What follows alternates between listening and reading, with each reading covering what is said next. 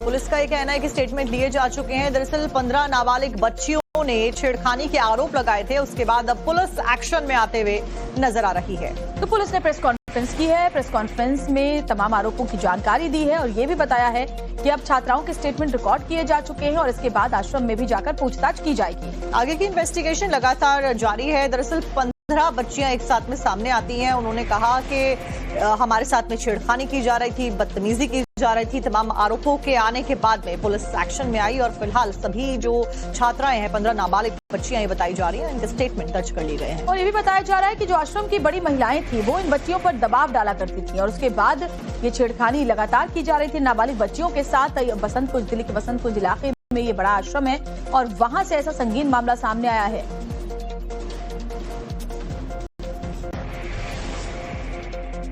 तो सोचिए, माता पिता अपने बच्चों को विश्वास करके ऐसे आश्रमों में भेजते हैं, वहां जाकर उन्हें लगता है कि गुरुजी का आशीर्वाद मिलेगा। लेकिन जरा सोचिए कि एक ऐसे बाबा जिनके ऊपर अब इन नाबालिग बच्चियों के साथ ही छेड़खानी के आरोप लगे, हालांकि अभी आरोप लगे हैं, छात्राओं के स्टेटमेंट रिकॉर्ड किए गए हैं। पूरी तमाम जो तथ्य हैं वो पूरी जांच के बाद ही सामने आ पाएंगे। तो धर्म की आड़ में ये सब कुछ करना बेहद शर्मनाक है। अगर ये सब कुछ प्रूफ होता है तो ऐसे में कई सारे सवाल खड़े होने लाजमी है। ऐसे में ऐश्वर्या सिंह, एडिशनल डीसीपी के द्वारा क्या कुछ कहा गया, आपको सुनवाते हैं। पहली शिकायत किसके तरफ से दी गई थी इस पूरे मामले में? जब इन्वेस्टिगेशन पीएस वीके नॉर्थ में रिसीव हुई है तो उसका इन्वेस्टिगेशन अभी चल रहा है। प्रोफाइल क्या है इनका, बैकग्राउंड प्रोफाइल कहाँ से बिलोंग करते हैं, कहाँ के रहने वाले, वो सब आपको इन टाइम ड्यू टाइम बता दिया जाएगा। छात्रों के अलावा मैम किसी की और भी शिकायत नहीं कि इंस्टीट्यूट में जो महिलाएं काम करती थी क्या उनकी तरफ से कोई शिकायत नहीं? अभी धीरे धीरे सबके स्टेटमेंट्स लिए जा रहे हैं। अभी तक छात्राओं के स्टेटमेंट्स लिए जा चुके हैं। जैसे जैसे आगे होगा आपको बता देंगे। मेडिकल काउंसलिंग कराई गई? सारा as per law will proceed. Ma'am, the accused is still absconding. It's been over a month since the time the case was registered. Where is the accused? Where has the police taken this entire investigation? नहीं, Delhi police पूरा प्रयास कर रही है और दक्षिण पश्चिमी जिला पूरा प्रयास कर रहा है कि अक्यूज को जल्द से जल्द पकड़ा जाए and I am sure will be successful. Ma'am एक और बात, ये जो मोलेस्टेशन बच्चों को विश्वास करके ऐसे आश्रमों में भेजते हैं, वहां जाकर उन्हें लगता है कि गुरुजी का आशीर्वाद मिलेगा। लेकिन जरा सोचिए कि एक ऐसे बाबा जिनके ऊपर अब इन नाबालिग बच्चियों के साथ ही छेड़खानी के आरोप लगे, हालांकि अभी आरोप लगे हैं, छात्राओं के स्टेटमेंट रिकॉर्ड किए गए हैं। पूरी तमाम जो तथ्य हैं वो पूरी जांच के बाद ही सामने आ पाएंगे।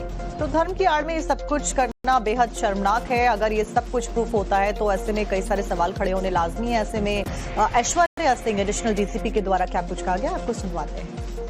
पहली शिकायत किसके तरफ से दी गई थी इस पूरे मामले में? जब इन्वेस्टिगेशन पीएस वीके नॉर्थ में रिसीव हुई है तो उसका इन्वेस्टिगेशन अभी चल रहा है। प्रोफाइल क्या है इनका, बैकग्राउंड प्रोफाइल कहाँ से बिलोंग करते हैं, कहाँ के रहने वाले, वो सब आपको इन टाइम ड्यू टाइम बता दिया जाएगा। छात्रों के अलावा मैम किसी की और भी शिकायत नहीं कि इंस्टीट्यूट में जो महिलाएं काम करती थी क्या उनकी तरफ से कोई शिकायत नहीं? अभी धीरे धीरे सबके स्टेटमेंट्स लिए जा रहे हैं। अभी तक छात्राओं के स्टेटमेंट्स लिए जा चुके हैं। जैसे जैसे आगे होगा आपको बता देंगे। मेडिकल काउंसलिंग कराई गई? सारा as per law will proceed. Ma'am, the accused is still absconding. It's been over a month since the time the case was registered. Where is the accused? Where has the police taken this entire investigation? नहीं, Delhi police पूरा प्रयास कर रही है और दक्षिण पश्चिमी जिला पूरा प्रयास कर रहा है कि अक्यूज को जल्द से जल्द पकड़ा जाए and I am sure will be successful. Ma'am एक और बात, ये जो मोलेस्टेशन